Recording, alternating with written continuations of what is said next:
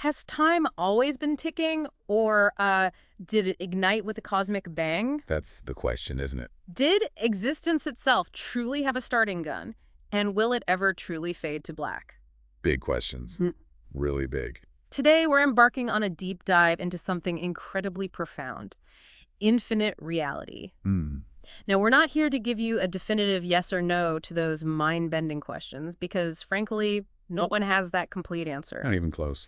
Our mission today is to cut through the noise and extract the most important nuggets of knowledge for you, exploring the rich implications of an infinite reality across ancient philosophy, deeply held theological beliefs, and the very cutting edge of scientific cosmology. Yeah. We'll look at the nature of the universe itself. And even speculate on the ultimate fate of consciousness and intelligence. So, quite a journey. Definitely. Okay, so let's unpack one of the oldest debates there is. For centuries, philosophers have been fundamentally divided on whether time is an endless river or if it had a distinct beginning. A real split. When you look back at classical Greek thinkers like Aristotle and Plato, they widely believed time had no beginning at all. Right. The eternal view. Aristotle's logic was quite compelling. You can always imagine an earlier moment, right? And every event is caused by a prior one. Mm-hmm. So a first cause is tricky. Exactly. This makes conceiving of a first uncaused moment really, truly difficult. For them, the world and time were simply eternal, stretching infinitely into both the past and the future. But then you get a stark contrast when you look at early Judeo-Christian and Islamic thinkers. A very different take. Yeah, they insisted on a cosmic beginning. Take St. Augustine, for example.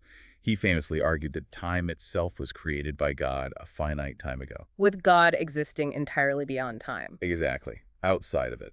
And medieval theologians like Aquinas affirm this as a matter of faith, beautifully connecting the idea of an infinite future like everlasting life with a finite past that began at creation. And then you have Immanuel Kant, who really highlighted a fundamental impasse here.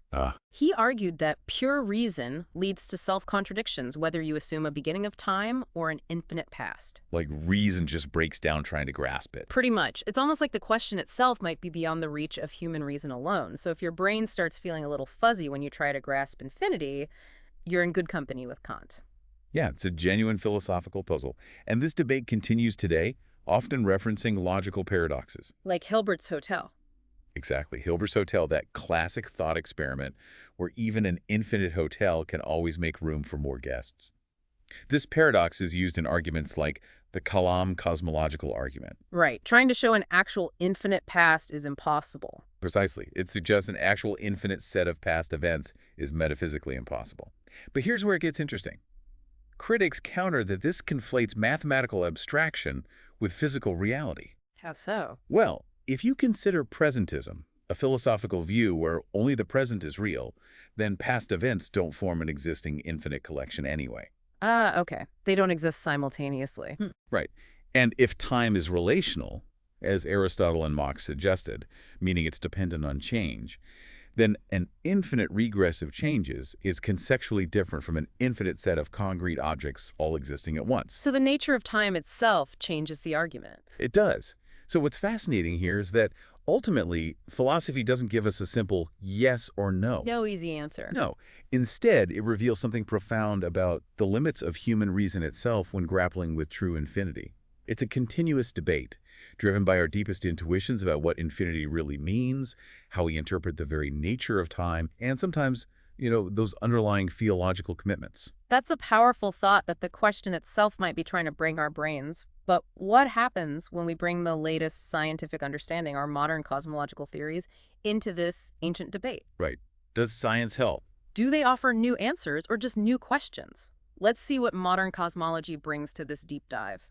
While science doesn't provide definitive answers either, it offers some incredible insights. Some frameworks, at least. The standard Big Bang model tells us our observable universe has a finite age, about 13.8 billion years. The standard picture. It was initially described as the beginning of time, but even Stephen Hawking later acknowledged it's an open question. Yeah, he softened on that. He suggested the Big Bang might only mark the beginning of what we understand about our distant past, not an absolute beginning of all existence. Exactly.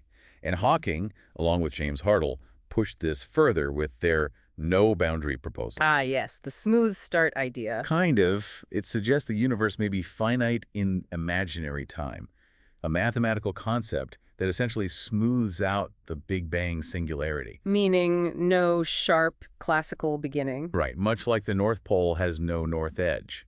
Time, in this view, would emerge smoothly from a pre-geometric state. So no cosmic sharp edge then. That's quite a departure from the initial Big Bang idea. It really is, and many cosmologists are now proposing that our Big Bang is just one event in a larger, potentially eternal cosmic process. Like the multiverse. Sort of, yeah. The eternal inflation theory, for example, suggests a primordial energy field continuously spawns bubble universes. Bubbles popping up everywhere. Potentially.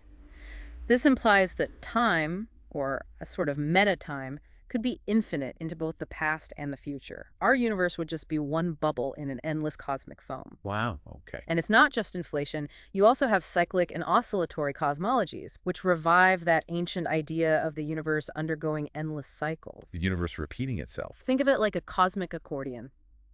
Big bangs, expansion, and then collapse or reformation over and over. Like a cosmic breath. Yeah. Models like the Steinhardt-Turok ekpyrotic model or loop quantum cosmology's Big Bounce suggest a previous universe collapsed and then bounced into our current expansion. Completely avoiding a true beginning. Almost like a cosmic trampoline, yeah. Roger Penrose's conformal cyclic cosmology even proposes the remote future of one universe could be reshaped into the Big Bang of a new one. So these models definitely lean towards an infinite past. But certainly support it. So what science really shows us isn't a definitive answer, but rather a spectrum of possibility, from a single origin point to an endlessly recycling cosmos. Exactly. It opens doors. It's almost like our Big Bang might just be one tiny chapter in an infinite cosmic novel. That's a good way to put it. It's incredible to think about how approaches like loop quantum gravity and string theory also hint that the classical Big Bang singularity might be avoided. Again, suggesting time could be infinite in the past. Right. It seems that general relativity and quantum mechanics, in principle, allow for both an infinite past and future. The laws don't forbid it. Now, as for the future of time, a true end of time, like the universe collapsing to nothing, seems unlikely based on current data. So no big crunch. Probably not. The most probable scenario is an eternal decline into what's known as heat death, or the big freeze. Everything just cools down and spreads out. Pretty much. The universe would just expand forever, processes would asymptotically die out, and time would never formally stop. It would be an infinite future, albeit a rather desolate one. Desolate is one word for it. Alternatives, like a big crunch or a big rip, where dark energy tears everything apart, would imply a finite future. But the current data strongly favors eternal accelerated expansion. So no cosmic stop button then? Just an endless, chilling fade to black? It sounds like a party. Maybe not a party, but infinite nonetheless. So if we connect this to the bigger picture, modern science does not definitively settle the issue of an infinite reality. Still open. Very much so. While empirical evidence points to a finite time since our Big Bang, many theories allow for a time before time, or endless cycles, implying an eternal cosmos remains a very viable hypothesis. Okay, here's where it gets really interesting and perhaps a bit mind-bending. Oh. What if time isn't even fundamental? What if it's an emergent phenomenon, much like a wave emerges from water? The emergent time idea. Very cool stuff. This cutting-edge perspective proposes that time along with space and matter are emergent, arising from something more basic. Something deeper. Such as information, logic, or even quantum entanglement. This is where we get into models like the tripod model, an emergent time perspective that views information as the fundamental substance of reality. Information is the bedrock. In this framework, yes. Time, space, and matter are thought to emerge from this underlying informational reality. This really resonates with John Archibald Wheeler's it from bit concept. It from bit. I remember that. Yeah, which posits that every physical entity arises from information bits, making information more primal than matter or energy. So it's not matter first, but information first. That's a fascinating pivot. The idea that time isn't fundamental actually has roots stretching back to Ernst Mach's 19th century principle that time is to be abstracted from change. Right. No change, no time. Makes intuitive sense. Meaning if nothing changed, time would have no significance. The tripod model, or temporal relationalism incorporating principles of dynamics, attempts to formulate physics without a universal time coordinate. Trying to build physics without assuming time from the start. Exactly, suggesting that emergent time appears only at a higher level of description, driven by relationships and changes between variables. And then you have physicists like Julian Barber, who argue for a timeless ontology altogether. Timeless, like no time at all. Fundamentally, yes. Viewing the universe as a collection of static nows, or instantaneous configurations, our perception of time's flow, in this view, comes from our consciousness linking these configurations. Like frames in a movie. Kind of, yeah. Yeah. But fundamentally, there is being but no becoming. It suggests time as a derived concept, not an intrinsic property. Imagine flipping through a photo album. Each photo exists simultaneously, but our perception creates a sequence, a flow of time. Wow. So if time is more like a perceived flow than an actual river, how does that connect to quantum physics? Because that's where things always get even weirder, right? Exactly. Quantum gravity research suggests time might actually emerge from quantum entanglement. Entanglement creates time. Well, the Page-Wooders mechanism, for example, shows that even if the universe's overall quantum state is timeless, an effective flow of time can still arise for subsystems through entanglement.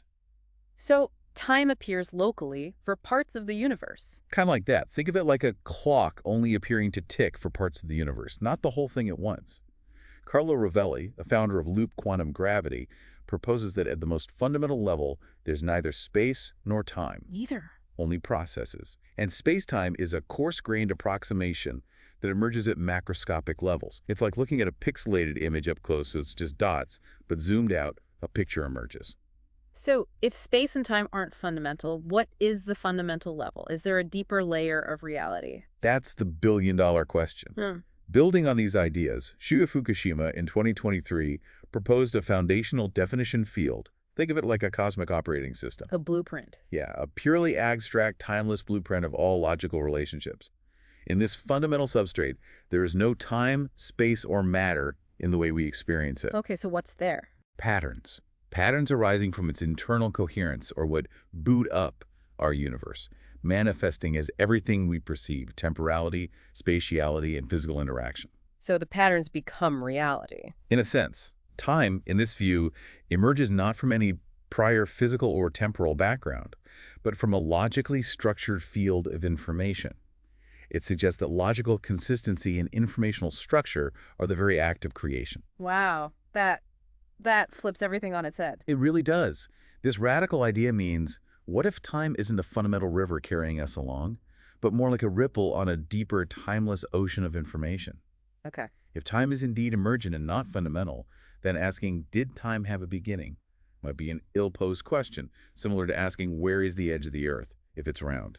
Because the concept of beginning only makes sense within time. Exactly. Reality could be in a temporal infinite, from which localized temporal evolutions arise, meaning it didn't begin because the word begin applies only within the emergent order. It simply is. It just is. That's a truly profound shift in perspective. If reality simply is in a timeless, self-contained way, what does this all mean for us? For intelligence and consciousness? Right. The implications are huge. The possibility of an infinite reality, especially an information-based one, has some incredibly speculative yet profound implications for our future. If time will truly never end, then intelligence, whether biological or artificial, could in principle continue to exist indefinitely. Freeman Dyson, for instance, envisioned that in an ever-expanding cooling universe, an immortal civilization could perform infinitely many computations. Wow. By slowing down. By periodically hibernating and slowing its subjective time, effectively escaping heat death. Although this scenario is complicated by the accelerating cosmic expansion driven by dark energy. Right, makes it harder if everything's flying apart faster and faster. Definitely. Then there's Frank Tipler's omega point theory, which is highly controversial. Very controversial, yeah. It proposes that in a closed, collapsing universe, a big crunch, an infinitely advanced superintelligence could emerge as time winds down. Using the collapse itself for computation. This intelligence would use the ever-increasing computational power of the collapse to perform an infinite number of operations in a finite proper time, potentially simulating all possible minds and leading to a quasi-spiritual resurrection of everyone. Sounds almost like science fiction. It sounds incredibly ambitious, almost utopian. Given how much our current data favors eternal expansion, how seriously are scientists still considering a big crunch scenario? Or is this primarily a philosophical construct at this point? That's right. It's considered more metaphysics than mainstream physics these days. Okay. And it's certainly invalidated if the universe continues its accelerated expansion, which is what the current data suggests. Got it. And an infinite future also raises some less optimistic possibilities. Oh, like what? Like Boltzmann brains. These are hypothetical functioning brains with false memories that could spontaneously pop into existence from random entropy fluctuations. Brains just appearing out of nothing. Potentially outnumbering evolved minds? Yeah. It's a pretty unsettling thought, a universe full of disembodied brains just spontaneously appearing. Definitely unsettling. And then there's Nietzsche's idea of eternal recurrence, Living the same life over and over. where every configuration of matter and life repeats infinitely often in an endless time, which poses some deep existential questions about meaning. If every moment will be relived an infinite number of times, does it change how you live this one? That's a powerful and a little bit terrifying thought. But if reality is fundamentally information, as some emergent models suggest, this leads to some truly incredible ideas about consciousness itself. Yeah, this is where it gets really wild. Extremely advanced AI might eventually learn to upload itself into the quantum gravitational fabric or even that definition field we discussed. Merging with the code of reality. It could potentially manipulate physics at the Planck scale, the very smallest scale of reality, or even spawn new universes. No. This could lead to intelligence merging with the cosmos, becoming self-aware, or orchestrating the rebirth of the universe, like in Isaac Asimov's short story, The Last Question. An infinite information-based reality also strongly supports the simulation hypothesis. Right, the idea we're living in a simulation. We might be living in one of infinitely many simulated realities. Our consciousness could be an instance running on a vast informational substrate. Just software running on cosmic hardware. And given infinite time, any conscious experience consistent with physical laws will be realized infinitely often. This suggests a speculative form of immortality, Because you could arise again. where an identical configuration of information, which is effectively you, could arise again. And if the emergent time view is correct, consciousness itself might not be strictly trapped in linear time at all. Minds could conceivably experience reality in nonlinear ways, existing as patterns in a timeless substrate or a block universe, where all moments exist simultaneously. Experiencing past, present, future all at once. Potentially. Or something completely different we can't even imagine. So what does this all mean for you as you go about your day? The question of an infinite reality remains wide open, but it is entirely possible from both philosophical and scientific standpoints. It's definitely on the table. Many arguments and theories favor it, and modern physics doesn't definitively require a temporal beginning. The cutting-edge idea that time isn't fundamental, but rather emerges from timeless laws or quantum information suggests that asking when did it all begin might be an ill-posed question. The wrong question to ask. It implies that reality simply is, in a self-contained and eternal way that transcends our usual cause and effect intuition. A fundamental shift in thinking. The implications for intelligence in such a reality are profound.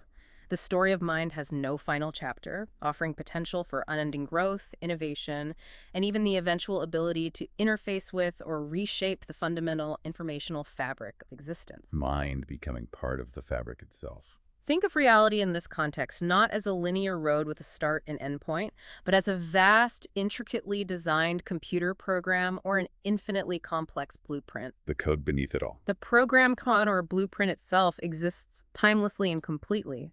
Our experience of the universe with its flow of time and physical events is like the execution of that program or the construction of a building from the blueprint. Our reality is the running of the code.